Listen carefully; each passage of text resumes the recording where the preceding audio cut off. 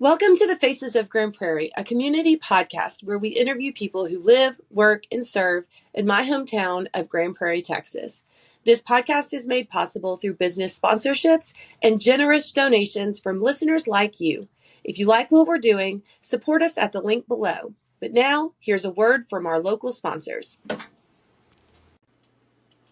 Jenna Pecor is a realtor with Bancroft Realty, a Grand Prairie-based real estate brokerage. Jenna earned her Seniors Real Estate Specialist designation through the National Association of Realtors and has worked with Grand Prairie buyers and sellers over the age of 55 and their families for over 10 years. She hosts a monthly support group for adult children of aging parents, and this month's topic is Parents, Family, and Real Estate. We'll discuss the sometimes difficult interactions between family members when selling a loved one's home and belongings. Join us June 10th from 5:30 to 7:30 at the Grand Prairie Chamber of Commerce, located at 900 Conover Drive in Grand Prairie. Amanda Herrera with Ameliorate Counseling is a fellow GPISD alum and a licensed professional counselor associate in DFW. She provides compassionate therapy in an online setting. She helps women who are burnt out or overwhelmed in a difficult transition of life. Amanda is passionate about helping women find their path to a fulfilling life of self-acceptance and healing. On a personal note, Amanda has a calming and kind spirit, one that is sincere about helping women find their way.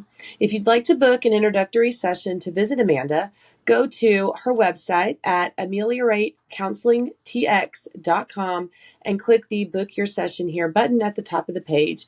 A link to her booking session will also be available in the description below. Coffee News is a weekly publication delivered to restaurants, coffee shops, hotels, and anywhere people go to have a bite to eat or wait for service. Everything in Coffee News is fun and entertaining. It is a breath of fresh air for millions of readers tired of hearing only bad news. Coffee News is always positive. At Coffee News of Grand Prairie, their mission is to help small and medium-sized local businesses grow with affordable, exclusive advertising. This means that your ad is being viewed every day. Coffee News editions are placed in businesses where people are waiting for food and service.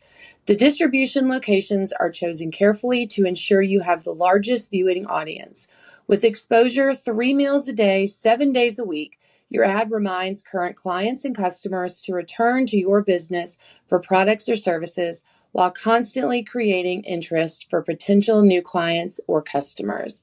Go to coffeenewsgp.com to learn more. My Generosity Estate Sales has been providing estate liquidation services in Grand Prairie since 2015. They are a trusted member of the Grand Prairie community and a proud affiliate of the Arlington Board of Realtors. Generosity Estate Sales specializes in helping adult children through the emotionally difficult process of liquidating a loved one's estate and helping seniors downsize for their next phase of life. To find out more about their services or follow their upcoming sales, go to mygenerosityestatesales.com. Everybody, how are y'all doing? We're doing fine. I'm Wonderful. Fine. Thank you for having us. I'm so glad that y'all are here. Well, we'll go ahead and start with just introduce yourself, not only what you do for a living, but also who you are with the Arlington Board. And so, Lily, we'll start with you. Yeah, sure. Good morning. My name is Lilibeth Olvera. I currently serve as the president-elect of the Arlington Board of Realtors as a real estate agent, broker. I've been doing this for like 12 years plus. So I have a little bit of experience, and I had the privilege to see the market before COVID years, which is pretty awesome now that things are changing. 12 years. I'm a mom of an almost 16-year-old kid. So that's it. Yeah, same. My daughter's going to be 15. Wow. And she's going to be in high school. I won't say much about the whole teenage years. Oh my gosh, it's crazy. Let's not. That would be another session. That's right. And Corey, what about you? Well, good morning. My name is Corey Harris. I'm the president of the Arlington Board of Realtors this year. I'm also a broker, and I'm with Dream City Realty. That's a brokerage that my mother and I opened in 2022, in the fall of 2022. And that's been great. I've worked with my mother for a lot of years. I came into this business right out of college in 2011 and started working with my mother at that time. And we've just been able to have a great relationship and build something I think is pretty cool. Um, Other than serving in various capacities in the real estate industry professionally, I also am married to a very wonderful labor and delivery rock star. And we have 3 kids, a 17 boy and an 11-year-old girl and a 6-year-old boy. And they're just a mess. Good kids. Love them. That's cool. So you started your brokerage after the pandemic happened. Yeah. That's wow. Yeah. I mean, like I said, we've been at it for a little while, since 2011. Mom has been in since, she just hit 20 years. So 2004 was when she got in. We moved here from New Orleans in 2001, and she left a 20-year career as a hairdresser in New Orleans and started a new career here in Texas. And that's awesome. She's found a tremendous amount of success in that. That's awesome. What's the difference between a broker and a realtor and a real estate agent? Wow, that's a. Can you do it in a quick way? Well, yeah, yes. Okay, you go ahead first, and then let's see if I can come up with something. It's really pretty simple. It's just the licensing type. Mm-hmm. Okay, so the state of Texas issues a real estate license in 2 ways. You're either a salesperson's license or you're a broker's license. The requirements for a salesperson's license is the various amounts of education, some of which are required, and then there's the elective courses. So if you have a 4-year degree or college credit, you can cut down on some of those, and you can achieve a salesperson's license through the Texas Real Estate Commission. In order to have a broker's license, you have to hold that salesperson's license for an uninterrupted period of 5 years. Yes. Is that right? And then there's some additional education that's required. If you have a 4-year degree from an accredited university, you can forego most of that, but you still have to take some core classes that are broker specific. And then you have to have conducted a certain amount of transactions during that 5-year uninterrupted period. Mm-hmm. And you have to turn all that paperwork into TREC. Once that they are satisfied with your paperwork, you can sit for the broker's exam and earn a broker's license. And so the difference fundamentally is, in Texas, nobody can receive a commission except for a broker. Right. So if you're an agent, you have to receive commission from a broker that you work under. If you hold a broker's license, you can receive your own commissions. You can hold your own license. You can run your own operation. Mm-hmm. It's almost like all dogs are mammals, but not all mammals are dogs. That's right. Exactly. I think I'm on like 857 of my hours because I did not finish college. I should have, but yeah. So I've been working on that broker's license for a while. It's a lot. It's a lot of hours. Really it is. Frankly, there's the only benefit to it is you can maybe get around paying brokerage fees. So but that's a very small benefit. To me, the biggest benefit is just it's a higher licensing type. Sure. So someone who holds a broker's license should be more educated. They should be more qualified. They should be more competent to conduct transactions because they're held to the highest standards. And you can have sales agents that work underneath you. Absolutely. Like you can actually. And then from there, you raise the bar with the Realtor brand, right? And so he went over the differences in licensing, and that was my point of all dogs are mammals, not all mammals are dogs.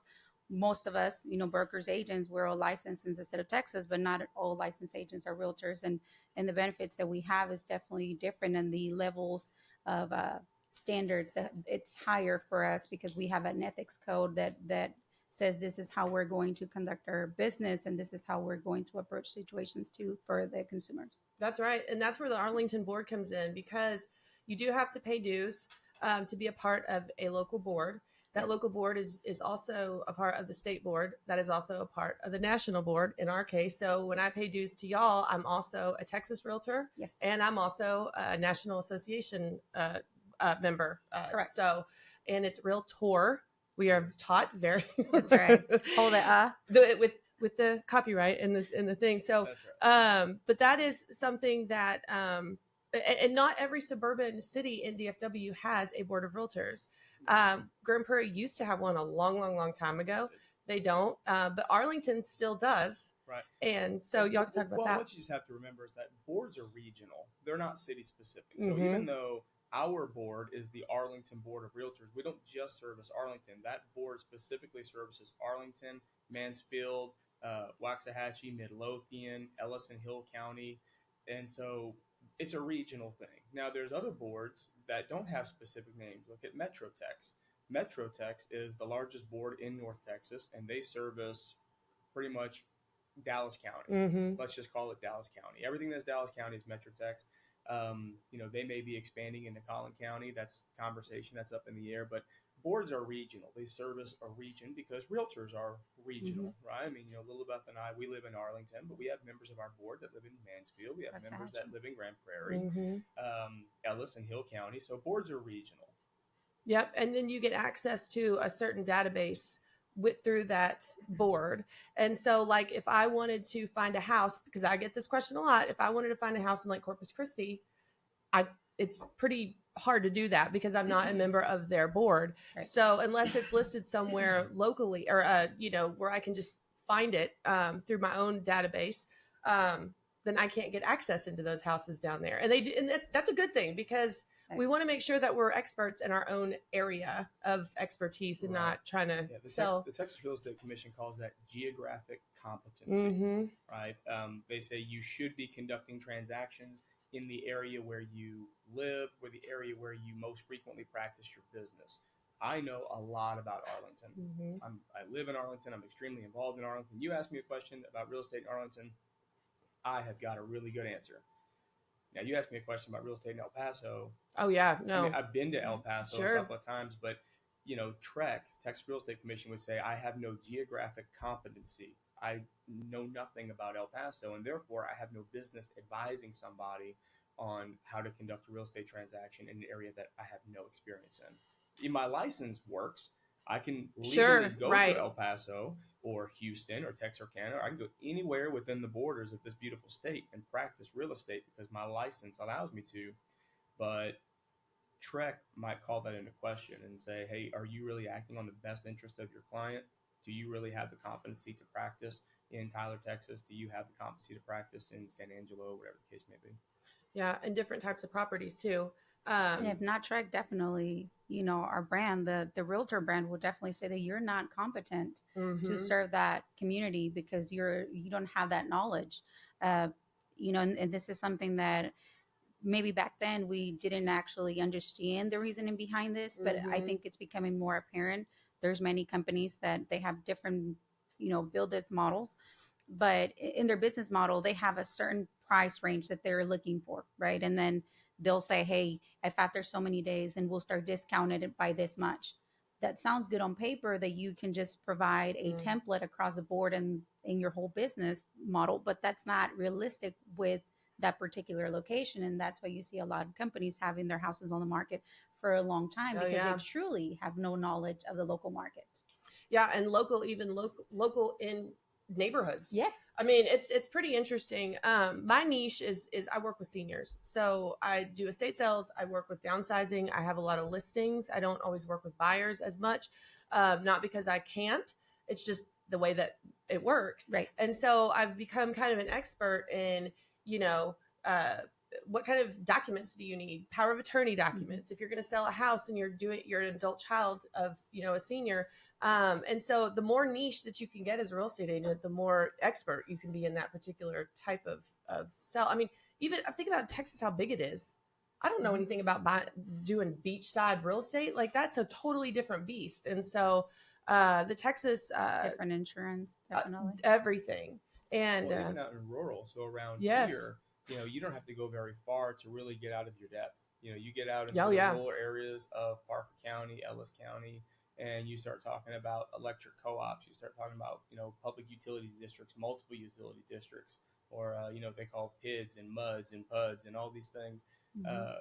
It doesn't take you long to realize, I don't know what these things are. I don't know what the proper documentation is for these. I don't really even know how to explain these things. Mm-hmm. So you don't have to, geographic competence is not just about distance. A lot of times it can be just the difference between suburban and rural. Sure. And really not understanding. That's why if you want to go buy land out in the middle of nowhere, you need to find somebody who deals in large pieces of land out in the middle of nowhere, because there's a lot of things that you can't imagine you'll have to deal with. Yeah. You think, how difficult could it be? It's just a vacant piece of property in the middle of nowhere. No, it's probably a lot more complicated than that. Yeah. What infrastructure does it have? Does it have plumbing? Does it have electricity? Right. Are you going to have to bring that in? Is there water on it? Is it a part of a wetland? Like there's all these different things that we have to know. And kind of what you mentioned too, that, even within the city, we were earlier chatting before the podcast started about schools. Mm-hmm. And being knowledgeable in the rezoning of the schools is very important, because another agent, even if they're within the city, if not in the know, how some schools are redistricting things and how they're changing schools, just the way that they're mapping things out, that can be a big difference to that potential buyer. Yeah, that's something that I don't think that a lot of local lawmakers, and this is a good segue into like what we kind of just went and did in Austin, but a lot of when they're trying to redistrict maps, it affects us. Because if someone wants to go to a particular school and they still live in a city that does not have like an open district where you don't have, like you have local schools, well, that's going to change a lot when we're entering something into the MLS. Mm-hmm. And so that's all stuff that just, it has, the cascading effect down the way. But one of the things that we are involved in real estate, and one of the things I want people to understand, real estate agents don't just help you buy and sell homes. There's a lot more things that we do. And one of the most important that we did recently was we went down to Austin as a PAC, which is a political action committee. It's Texas Real Estate Political Action Committee, one of the biggest in Texas. And Texas is a very strong homeowner state. Right. So, and real estate agents are a big part of that. Right. I remember when I had someone that came in, I think it was from Colorado. She goes, "What's a homestead exemption?" And I didn't even realize that some other states don't even have homestead exemption. Or the non-disclosure part. I mean, I'm telling you, it's crazy. And so in Texas, we are very strong about that. So maybe y'all could talk about what are some of the legislative things that we went down there to help with, and how do we help with local politics and helping the local homeowner? Sure. So whoever wants to take and that. I'll let him speak on this one, because he's actually the trustee for our region. So he's definitely in the know about all these topics. He was actually a spokesperson for our board as well. So yeah. Well, Lilibeth is very kind. What she leaves out is that she was the chairperson of our local tree pack before I was. In fact, I served as her vice chair. So then I served as chair, and then became one of the trustees for the state pack. And now I serve as the direct contact person for Representative Tinderholt. But it's all because I learned everything I know from Lilibeth. All the good things, though. I'm gonna be like the mom, right? She taught me all the good stuff. That's right. Just a few months older than him, and he feels like he has to. Only a few months. It seems like so much older. That's right. So just a quick synopsis of how the system works, right? And what is the mechanism by which we try to influence legislators? So we have the PAC, which is a political action committee. So a PAC is a fundraising apparatus. So on the state level, and even on a local level, we have the two arms, right? We have the PAC, which raises the funds, and then we have the government affairs. And government affairs are the ones who are a little bit more directly involved with the knowledge and what's going on the local and state level. And government affairs are those who would make the recommendations on how the PAC money should be spent. So government affairs would say, we think the organization should support so-and-so, or the organization should support this initiative, and we think we should spend this much PAC money to support those things, right? So on a state level, as a PAC trustee, I'm one of the people who's entrusted with the state PAC money, and then the government affairs of Texas Realtors will meet with us and say, here are the races that we want to get involved in, and we're asking the PAC for money. And we want to support this representative. We want to support this senator. We want to support blah, blah, blah. And here's how much we want. And then as trustees, we would decide whether we want to, essentially second that that motion, or if we want to say, no, we don't think we want to do that. It's not very often that we don't support what the government affairs is doing, because that's what they're there to do. Right. We entrust them to, do the process and make the recommendations to us, just like they entrust us to raise the money. Okay. Yep. So that's kind of how that works. And it's not partisan. No, it is not a partisan lobby. It is we are very much about homeowners' rights, things that have to do with that. So not every lobbying is We're a partisan. The purple solution. We're the purple. That's right. We're purple. We wore purple that day. Red, that's right. Exactly. That's right. Yep. And the idea behind the purple solution is that it's not a red problem. It's not a blue problem. It's a purple solution. Right. When we're speaking for Realtor PAC, we are advocating for realtor and private property issues. whatever those may be. So if you're a realtor champion, if you're a private property champion, it doesn't matter if you have a D or an R next to your name. That's not what we're talking about. When we meet with the legislators on behalf of the PAC, I don't want to talk about border security. It has nothing to do with what we're there to talk about. Now, I can have my own personal opinions. You can have your personal opinions, but that's not what the Realtor PAC is focused on. Right. Well, one of the things that I think it's important too is that to mention that he's mentioned the process of at a state level, but we also have that at a local level. And that's what's important to stay plugged in into our local associations because, as you mentioned, yes, the things that the national government does definitely impact us. The things that the state does will impact us, but nothing impacts us more at a local level than the policies that are taking place within our city, within our region, right? 100%. And we have the same organism, the same mechanisms that we see at a Texas level. We have that here locally, where we have a governmental affair committee that meets to interview candidates, and we ask them the same questions. As he mentioned, not any politics as to whether you're a D or an R. This is about property rights, and this is about the realtor brand.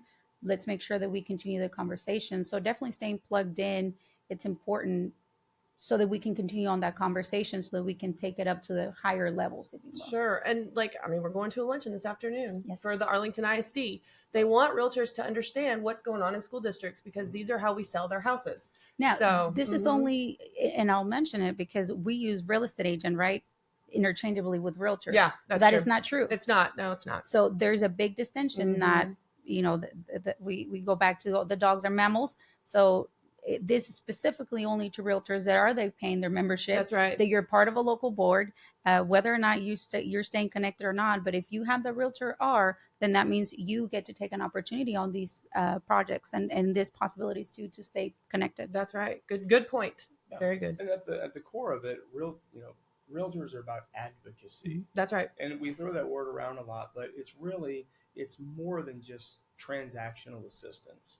I mean, a realtor, yes, can help you through the transaction of buying and selling a house, but your realtor, and I use that very specifically because you should have a trusted real estate advisor, just like you have a trusted legal advisor, you have a trusted financial advisor, insurance advisor. You should have somebody that you can call and say, hey, I have a question. I read something in the paper about legislation. How do you think that's going to affect the housing market? But realtors are advocates, and we look at the real estate picture as a whole, not just how many transactions can I conduct. It's not about our business. Our business is being a trusted advisor. So I want to just talk about, and I got my little cheat sheet here from our talking points from the 89th legislative session, just because I didn't want to get I didn't want to say the wrong bill numbers and that kind of stuff. Sure. But some of the initiatives we looked at this year were focused on housing affordability, property tax relief, property rights, and water. Water is a big one. Okay, what makes a real estate valuable is its accessibility to water, and not just waterways, but your accessibility to drinking water, water for farming crops, and these kind of things. So Senate Bill 7 is going to be provides historic investment in water infrastructure. Now, this seems like a no-brainer, but as realtors, we have to advocate for these things because a lot of legislators are timid about making these kinds of investments in infrastructure because they're not sexy. They can't sell them on campaigns, especially your representatives. When people are saying, well, what have you done? What have you done? They can't say, well, we're investing, billions of dollars into water infrastructure in West Texas. That's not sexy. That's not something that people get excited about because they can't drive by it and go, oh, look at this beautiful water infrastructure. But it's extremely necessary because it's what makes Texas the best real estate state in the nation. And I mean that in every metric, right? Now, there's states where the values, right, per square foot are higher, but look at the inflation that they see in their regular market, groceries and goods and services. Texas is the strongest and the most stable real estate market in the country. Another one is property tax relief, right? So Senate Bill 4 is going to increase the homestead exemption to $140,000. House Bill number 8 provides tax relief through substantial school tax rate compression. And then House Bill 9 increases the business personal property tax exemptions. So these are all things that we support. And when we go to Austin, we want to make sure that the legislators know they should be in support of these things because we're in support of these things. We understand how these things affect the housing market, And an economy is only as strong as its housing market. It's true. You cannot build a strong economy on a rental economy. No, you just can't. You have cannot. to have ownership. Property rights. So Senate Bill 711 continues the legislative efforts from 2021 to add more transparency within property owners associations to ensure that private property rights are upheld. This is a big one. An HOA, and I know y'all hear it as real estate professionals. I don't want to live in an HOA. Don't show me a house that's in an HOA. People have some reluctance when dealing with HOAs because some HOAs, they kind of overstep their authority a little bit, and they can be draconian in nature. And so this legislation would really continue that effort to have more transparency in HOAs to make sure that if you're living in an HOA, the purpose of the HOA is to maintain the integrity of the neighborhood, not to infringe on private property rights. So those are two different things, and we want to make sure that's being upheld. Senate Bill 844 ensures that property owners are not unfairly restricted in using their property due to an overly burdensome petition process. Okay, so this is another thing is that particularly in the rural areas, people want to do certain things on their property. Well, neighborhood associations can do a petition process to stop you from doing those, and we just want to make sure that we're not overburdening homeowners and property owners with unnecessary restrictions. And then I won't go through it, but There was there's also a lot one of about initiatives for housing business, affordability. right? What's that? There was also one on business that we were recommending to increase the amount that you can deduct on your business. I think it was on the left of the page. I'm more of a numbers person myself. I want to find out how much is that going to save me. Yeah, absolutely. And it's, companies have ownership rights to, if they own that business. And so we have a whole commercial side we have a commercial committee that pays attention to all that as well. And this is also true to us as real estate agents, realtors, right? Because we are business owners. So anytime they increase or decrease the amount of money that you can claim on your taxes as a business expense, that definitely impacts your bottom dollar. Whether or not you're involved, whether or not you know that's happening, it will impact you as a business owner. We're self-employed for the most part, right? Most realtors are, and so that's definitely a big one. Yeah, you're talking about House Bill number 9 that increases your business personal property tax exemptions, but it doesn't give a dollar amount. Not on right. They didn't do a dollar amount, but I'm interested to see what that's going to look like for sure. Because that, like I said, it will definitely impact every single realtor across the state if they're able to do something. Although I don't know the dollar amount, but even $1 less. Oh yeah, absolutely. On my tab would be awesome. Absolutely. But yeah, you said a lot there, and it's the water thing. When you go down to Austin, I don't know how many people have actually been down there. I could never be a legislator because I could never sit there all day long and just listen to people come in and out of my office and talk to me about all these things. Right. But that's what we did, is we just literally went around to all the representatives that were in our area, and we just told them these are the things that we find important.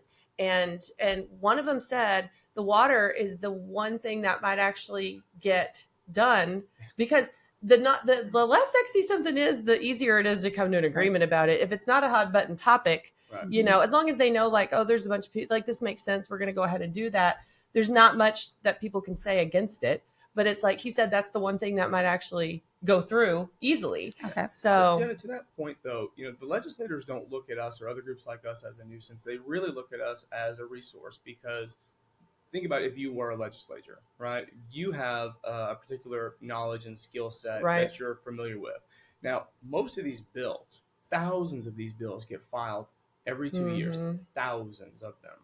And you are responsible for knowing all of them. You can't possibly understand the nuances of every one of these things because you just don't know. Right, the actual the real implications of it. It may sound good on paper, but the actual real implications of it, you're not.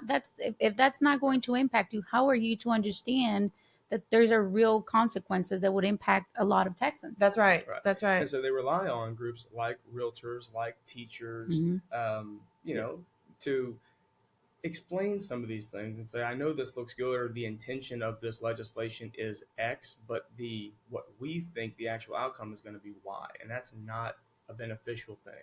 Right. In some would argue that the lessening the restrictions on auxiliary dwelling units, the mother-in-law suites, some people feel like that's going to be the downfall of neighborhoods. People are just going to be building apartments in their backyards and short-term renting them. I don't know. I don't personally get the pearl clutch with the accessory dwelling units, but Matter of fact, I'm probably going to be interviewing a guy from Brio Tiny Homes, and he literally just talked to me about this in a networking thing, and he goes, they're about to pass legislation where it's going to make it, because basically right now, like if we were going to go show a house and someone wanted a mother-in-law suite, not every city gives those out.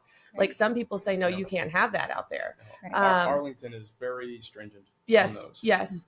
And so, but being able to have that option with all the multi-generational living that we're seeing is probably going to be a big deal. Well, And affordability issues. Absolutely. I mean, that's like in its going core, into, that's the issue. Yeah. Well, and the different types of ways that housing, units can be built now. When you have the ability to do some of these things that you didn't have before, it opens up a new opportunity.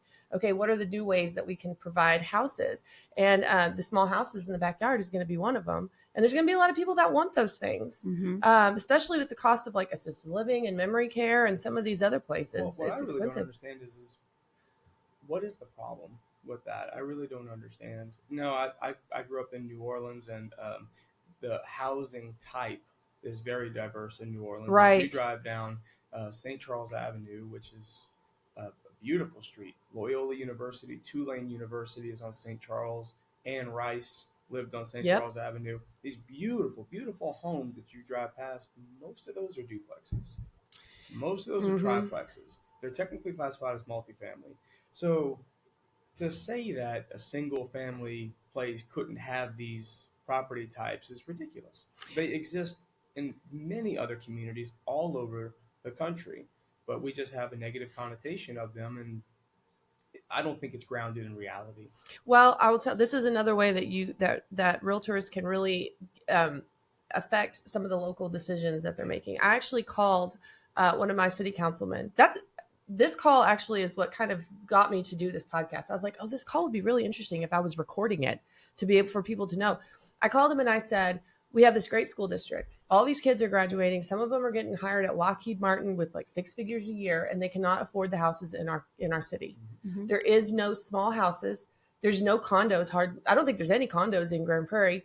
There's no place for someone to own a home at a small amount. Why do we not have more of these? Well, they're not showing houses all the time. They don't know that kind of thing. And so I said, y'all need to look into building some opportunity, for these kids that are graduating, these first-time homeowners to be able to buy a house. But I think that we've gotten spoiled in Texas by having these huge lots. Don't get me wrong. That is your choice. If you want to live in a neighborhood that has a huge lot line and you want to live in an area that, like that's totally fine. But I do think that in Texas, we've gotten spoiled. And that's where this comes from, is it's like, you can't see any other way. It's like, oh, you just have to have the single family homes and that's it. But duplexes have their own benefit.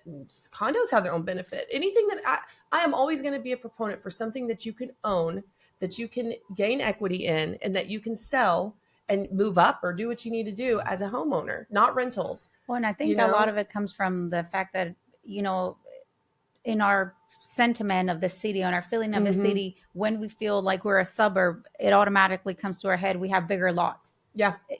Small housing does not come to mind. We only think of those as the big cities from like Fort Worth or Dallas or Austin, but not in my suburbs. You know what? Unfortunately, nowadays, because there's a lot of people that move from other state into Texas, we're no longer the suburbs we used to be. Yeah. These are big cities. Grand Prairie has grown a lot. Arlington has grown a lot. We have so many things going on. And of course, we're attractive to homeowners. We definitely need to accommodate now, because we're almost operating under the same umbrella as a suburb, but we're a lot more developed and more populated than we've ever been. Yeah, that's very true. That's very, very true. But that's something that we can go to them and educate even our local city. That's why we care about local elections. One of the things I wanted to talk about was I was on the election. What do you call it? Whenever you interview the different candidates that are running for local Like on the election. government affairs committee? Yes, like I think we just call it the interview panel. Yeah, and I got to be a part of that. This is a few years ago, and one of the questions we asked was like eminent domain. How do you feel about eminent domain? Well, this becomes relevant when you're building a Texas stadium, Right. And a bunch Still of a people. sore subject in Arlington. It is very much a sore subject, but we want to know how are you going to respect the rights of the people that own that property? That's where we come in, and it was kind of shocking how many people don't know what eminent domain was. Right. They had no idea. Well, then let's go ahead and assume that at least one person on this podcast doesn't know what eminent domain is. Yeah. So eminent domain is a municipality's ability to exercise police powers to take private property against the will of the owner. However, they do have to compensate the owner fair market value for the property. So eminent domain, sometimes you will find invoked on developments where there's a single holdout. One of the most justifying causes for eminent domain is that if you are blocking a public good. So here's an example. Let's say an interstate highway was being built and there was a single person holding out that the highway is going to run through their part of land. Now, it's unreasonable to deny the population of a common good like an interstate highway for a single person. In those scenarios, the government can enact what's called eminent domain and force a sale of that property to them at market value.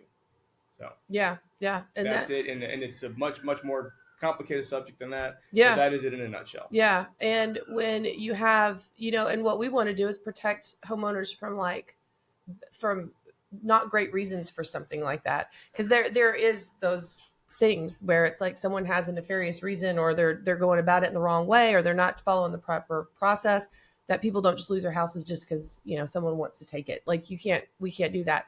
But we want our local lawmakers to know what that is. And it may not ever come up in their tenure, but it's like when it does, it could be a big, huge deal. The other thing that I thought was really interesting in that particular year was we had lobbied against some of this green change of homes. Like there was like trying to get, your toilet up to a certain green standard before you can sell it, or trying to do it's like, what do you do with this 85-year-old woman that's on a fixed income? You're going to make her spend $40,000 to get her house up. So that was something that we had lobbied for also, which I thought was a really good. Isn't it surprising once you ask them the questions that have to do with real estate, how little they actually understand of these implications? Yeah. And when you see those interviews, it definitely puts it in perspective. Yes. If this is someone that you want to be representing or that you want to cast a vote to, regardless of however you feel in their politics on other issues, once you start having these conversations about business and what that would mean for your community, yes, that may put a different thought in our heads. Yeah, absolutely. So what do y'all kind of think about the current market that we're in? I know a lot of people that might be listening to this that have not, maybe they're holding off on selling a house or buying a house. How are y'all seeing it with y'all's clients? So it definitely is a very different market than we used to be. We've definitely seen those inventory days on the market a little bit longer. We're definitely seeing a lot of expireds. But I also think it has to be with the sentiment of the seller. If y'all recall, a few years ago, most sellers knew that it really didn't take a skill to just put a house for sale and probably sell it back in 2020, 2021. And so you could have hired the average company and the average company could have got the deal done, right? But nowadays we're seeing a lot of those houses being stagnant on the market for a lot longer, because then again, you need the realtor that gives you the expert advice on how to properly market it and how to properly advertise it and how to properly also price the property and stage it and whatnot. And so we're seeing a lot of those expires. The days, they're definitely creeping up on us. We have more inventory than we had back in December. The fluctuations on the interest rates are not helping, right? As we know, they're still in the high. We thought that some buyers would get used to the new high, but with all the changes that are going on. Lilibeth, I'll challenge you on that a little bit. I don't think the interest rates are high. I think people are just spoiled. I think people have an unreasonable expectation of what an interest rate should be. When they were 2.9 And for see 2 that, years. But see, that is a dangerous It interest is. rate. It And is. if you look at the history of those rates, we see the residual effects, and they're not positive. That's right. So, and why should somebody use a realtor? Well, I'm about to give you a really good reason why. Okay, because a professional understands how one thing affects the other. So let's look at from 2020, right? What happened in 2020? We're all aware of the global pandemic. To stimulate a market, the interest rates were plummeted. Well, what happens when you offer debt at a much cheaper rate? Debt becomes very popular, and now everybody wants to get their hands on this debt, which floods the market with buyers. When you have an abundance of buyers in the market, what happens?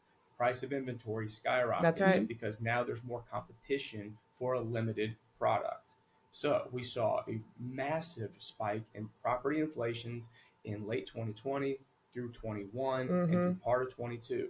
And couple that with people coming in from out of state that are bringing cash offers at huge high amounts that are paying over what houses 20, were 30, even asking. 40, 50, 100. Yes. Over. Yes. And not only were they paying over, they were waiving appraisals. They were saying, I don't care if this house appraises or not. Inspections. Yes. I mean, we saw all kinds of things. So now let's fast forward. Okay. How do we stop this runaway train? We have, rocket inflation. Well, we got to pull the brakes. Well, the brakes on this train are interest rates. So we got to bring the interest rates. The only problem is the prices are here. Interest rates were here. Now the prices are here and the interest rates are here. That brings the market to a grinding halt because now nobody can afford this price at this rate.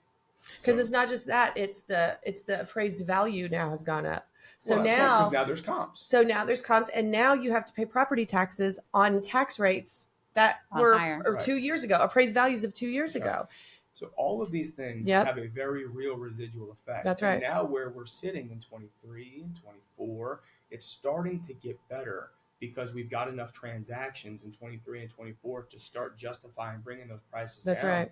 But it was really tough sledding there for a little while when you're speaking with a seller and they're saying, no, I want to sell this property for $650,000. My neighbor sold a house that doesn't even have a pool right next door for $650,000. I'm like, yeah, but that was in the spring of 21. Yeah. I mean, these markets couldn't be any more different. That's right. Right. And so it's having to have the confidence as a professional and the knowledge to explain this is why your neighbor got $650 in 2 days and you won't. That's right. Because it's the exact, look at the stock market. Now, the real estate market doesn't react as quickly or as knee-jerky as a stock market, but it's the same thing. I don't care what you bought a stock for yesterday. What's it trading for today? Yeah. It does not matter what it was trading at yesterday. The other thing that I think, like last spring, we put a house on the market and it was like nobody was looking at it. And it was like all of a sudden. And I was like, what is happening right now? Then you start to go, okay, am I not marketing it well? And then you start talking to other agents and you're like, so you're having the same problem. You're having the same problem. When you have all these people that just live in it, you can't talk to each other and understand that there's a pattern developing here. Correct. And so when you get to be around other realtors that are in the market that have sold a house recently, because there's a lot of agents that probably have their license but haven't sold a house in a year or two. And so you can say, okay, we're seeing this trend. Now what do we do about it? So now what happens is agents are going, okay, we're not going to have a house expire, because once you do that, you're just making you're just lowering your property value that much more. You're just going to get less and less and less and less and less. But you have to be able to have that professional to have that discussion. And that's not always easy. Yeah, it is not always easy. But to answer your original question, I think the market is good. I really think it is. We are finding a nice equilibrium here. The values are coming down to where they should be. I think the interest rates are fine. There is nothing wrong with a prime rate of 6, 6.5, up to or 7. That is a very healthy interest rate. Okay. And buyers have choices. And the second that goes down further, that's what's you're right back in the market you were in. That's an important thing for buyers to realize. They say, I need the rates to come down so I can buy. I said, if these rates came down, you would have no chance. You're a first-time buyer with an FHA loan. If these rates drop down, you'd be in the same situation where how many contracts I wrote in 2021. Oh my gosh. I didn't keep track, but if I didn't write 200 contracts for buyers in 2021, I didn't write a single one. You know how many buyer deals I closed in 2021. I know. It was not a fun year to be a buyer's agent. Let me tell Yeah. you what, and It was I hard. worked my butt off for these people, but they were outgunned. Yeah. I mean, they could not be competitive. I mean, here's, a poor little first time home buyer with an FHA loan. They can barely scrape together enough for the 3.5, down payment. You're not going to get any seller assistance. None. I mean, lucky if they'll pay for a title policy. That's right. So I mean, you can't be competitive, and you can't inflate the price like somebody who's bringing out of state money in here. My clients can't pay $20,000 over list and waive an appraisal. There's just no way. That's right. So I mean, it's a detriment to our own market. So people need to understand that there is a cause and effect. Yeah. Now you may be thinking very locally and saying, yeah, but I'm equity heavy and I'm going to move into another house that I own. So it's like, yeah, that might be good for you, but huge seller inflated markets are bad for the overall real estate market, and we feel those effects. We're 3 years post that interest rate change, and we are just starting to see the waters calm a little bit. Which is what that was the key word that you said. It was the equilibrium, because we went from the 2020s when we had a high buyer demand, and then super low interest rates, and now we're higher. Although he says they're not higher, Well, but they are higher than they were at we'll 3%. just right. I mean, when I like I said, when I joined real estate, it was 5%. Mm-hmm. And that's about right. Yeah. And it was a pretty healthy market. But the only reason why we needed to be in the 7s or 8, although it's uncomfortable, it's because we had it in the 2s. Mm-hmm. Yeah, but what was the average price point when you came in, though? I agree, but the rate itself, my point is that we needed to be able to level that off to create that equilibrium that we have right now. Now, what's the unfortunate part, and we can say, if we're sitting on equity, right? If you purchase your house in 2020 and you have a good interest rate, we can say, well, we needed to have this. But what's unfortunate is that the buyers are waiting, always on the sideline, waiting for the perfect time. And that does not happen because, if you don't have, if it's not something happening, it's another. Like right now you can say, well, it's high interest rates. Yes, but the prices continue to increase year over year.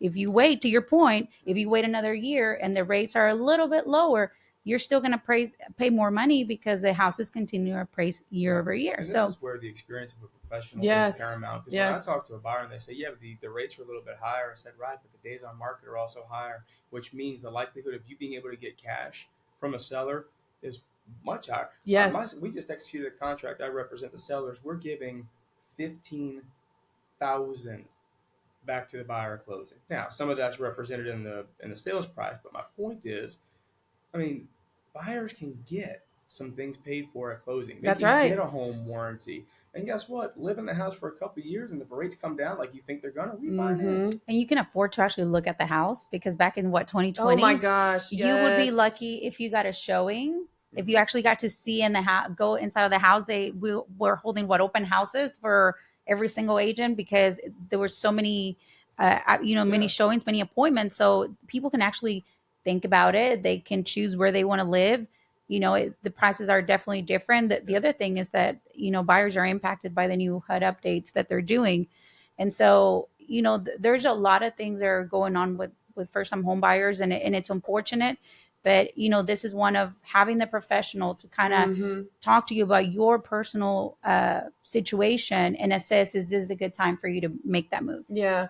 And I mean, we would be on our way to a showing and I would get a text message. I mean, the house had been on the market for an hour. Yeah. And it was like multiple offers, highest and best. And I'm I'm not kidding. When I would put a listing in the summer of 2021, I would put it in, and in the thing, if I was putting it on Friday, I'd say highest and best by Sunday, 5 p.m. Because you knew before it even went active. Because I knew, I just put that out there. And mostly I would put that out there so agents wouldn't be afraid to submit an offer, because people were like, oh, it's been on for an hour, why even bother? Right. That's me letting them know, hey, you've got the whole weekend to show and get your offer together. I'm putting it in. It'll be live Friday morning, and we'll do highest and best by 5 p.m. on Sunday. That's how competitive it was. It's crazy. And you'd have to sit there and do a net sheet on 40 different offers, and you just go blind on paperwork. That's the other thing. 2020 was my best year, and I had a lot of buyers. Oh yeah. But 2020 was before it caught up. 2021 was when the buyer game became.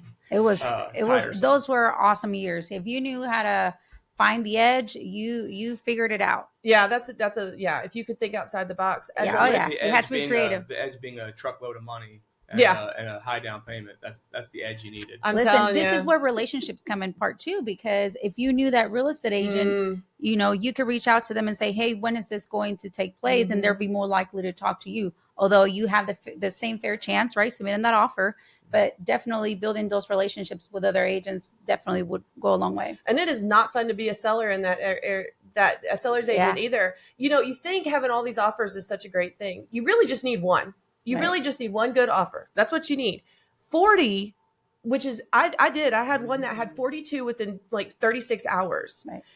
With their love letters. I mean, yes, exactly. Pictures of all their kids and family. everything We like really that. need to Yeah. Public service announcement: do not do that. Do not That's submit right. love letters and pictures with your offers. But it was unfortunate that you know, to your point, that as a listing agent, you had to see the love letters, and you, although you didn't present those to your client, I feel bad for them, you know, because you're seeing these people, and I think that in its core, what we do as realtors is not a transaction, is that transformation. Right. You know, to be able to transform their lives, to take them from a potential buyer to a homeowner.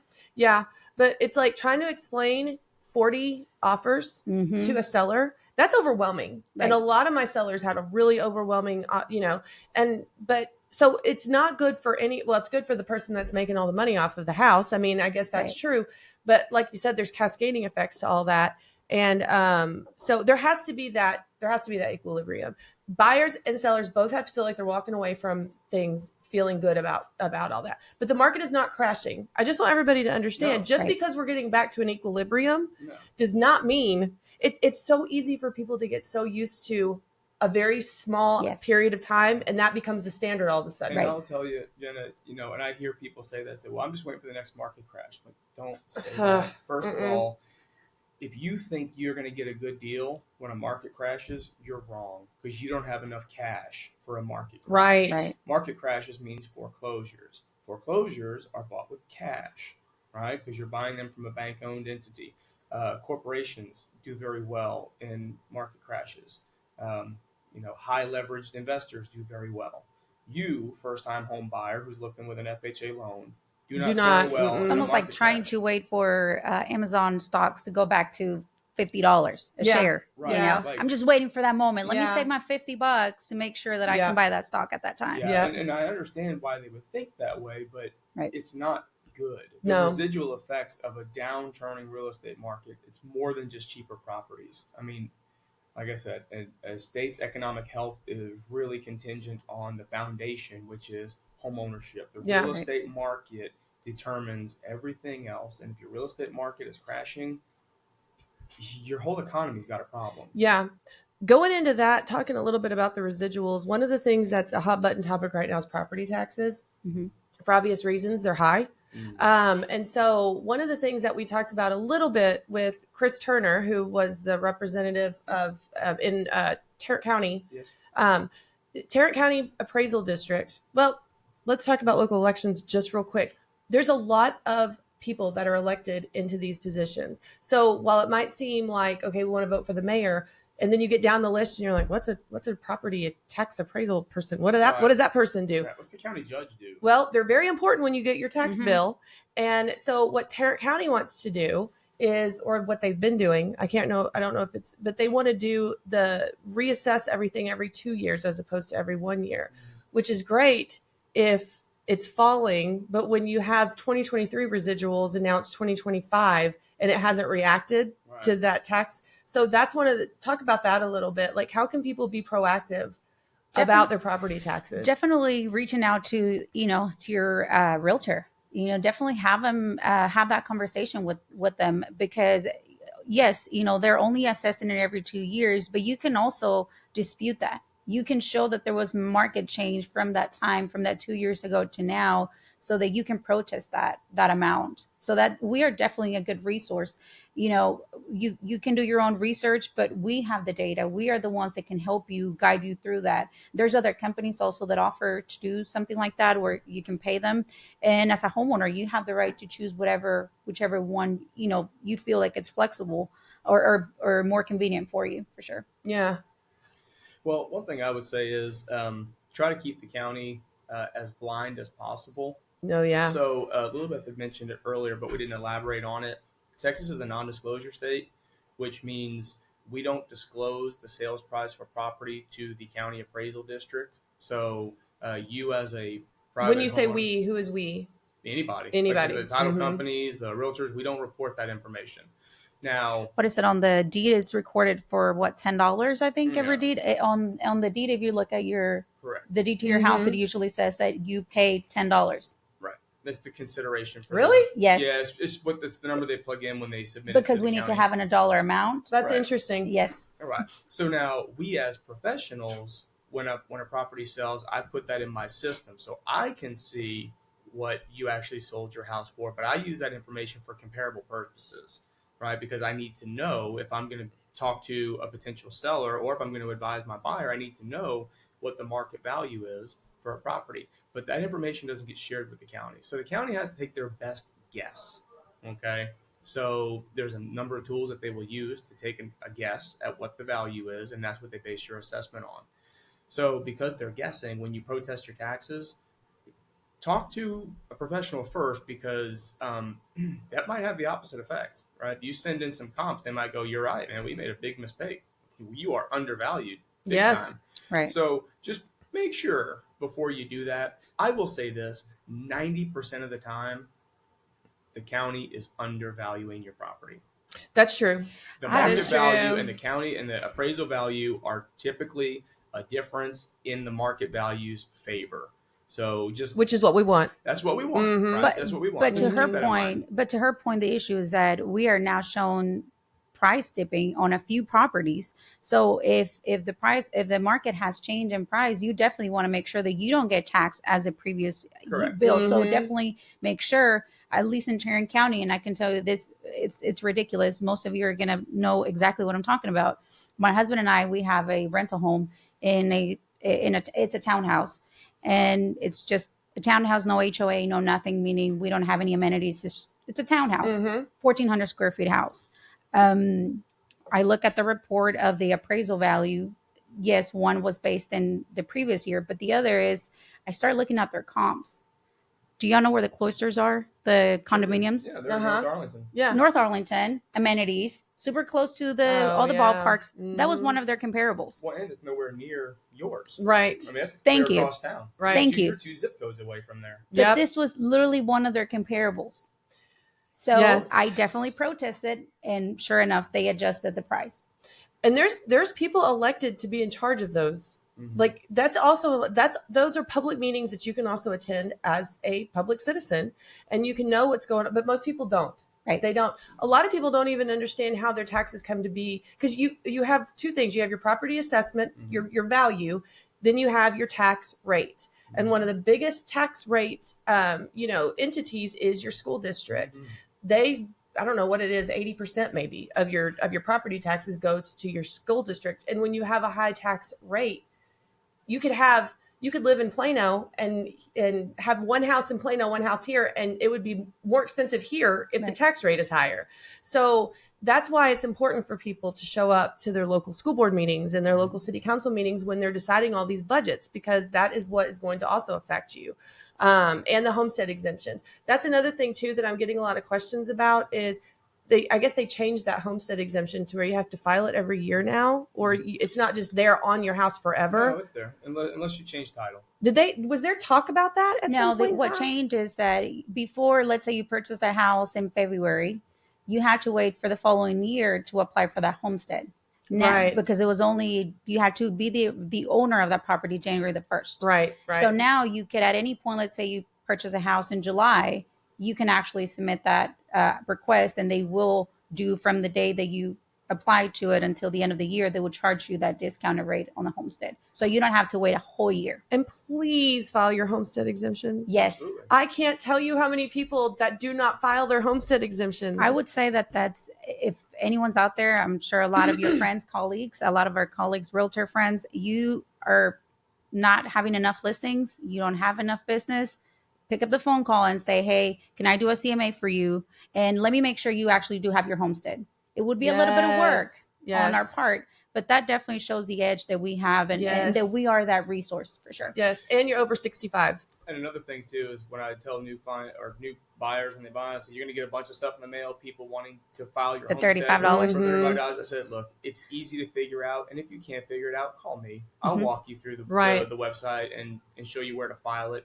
That's just another way that your realtor needs to separate themselves from just being a transaction coordinator and being a professional. Right, that's what we're here to do. I understand how to navigate the website. I've done it 100 times. If you're having a problem finding it, just call me and I'll walk you right through it. You don't need to pay somebody $35 to do something that you can do in 10 minutes. I literally just did one yesterday. They were like, what is this? I don't understand it.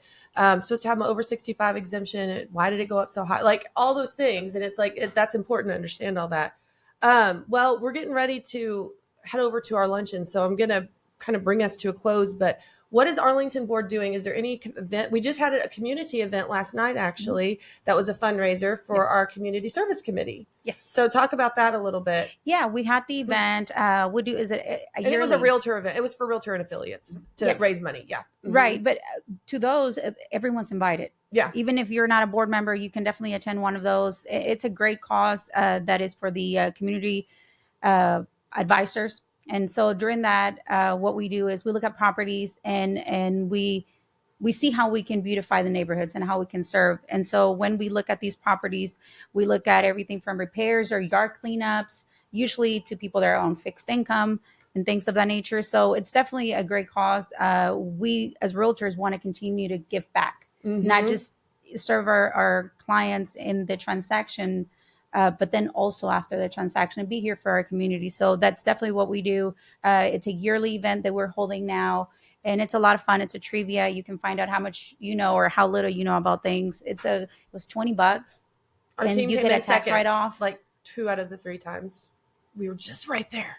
But it was a lot of fun. It was those questions were hard. I will say we need to put a request for something that's a little bit newer because I had no idea on a lot of stuff, but that's okay.